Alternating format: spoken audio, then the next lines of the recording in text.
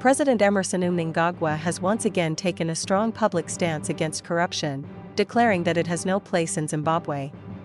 Speaking during a recent address, he reaffirmed his administration's commitment to creating a clean, transparent system of governance.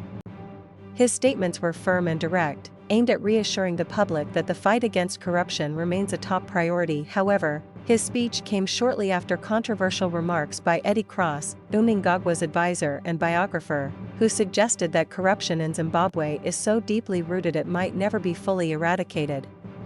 Although Cross later apologized and claimed his words were taken out of context. The comments sparked widespread debate. Many saw them as a reflection of what ordinary Zimbabweans have long felt, that corruption is entrenched and difficult to uproot. Despite the president's declarations, skepticism remains high. Many citizens question whether his government has taken sufficient, tangible action to tackle corruption. Over the years, several high-profile cases have either gone cold or resulted in little to no accountability.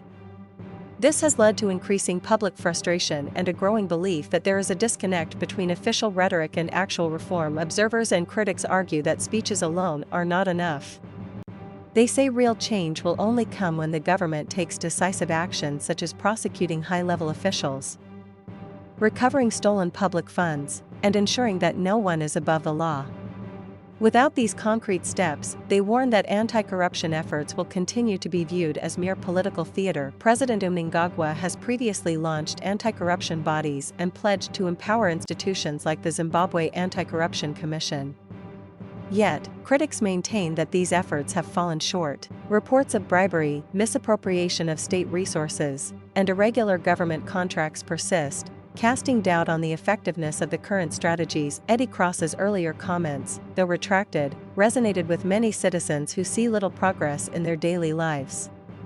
His remarks underscored the gap between official promises and the lived realities of most Zimbabweans, who still encounter corruption in public services, business dealings, and political processes. As of now, the public remains cautiously observant. There is a clear demand for more than words. Zimbabweans are looking for genuine leadership, decisive moves against wrongdoing, and a justice system that operates impartially. For Mnangagwa's anti-corruption stance to carry weight, it must be backed by visible, sustained action that demonstrates no one is untouchable.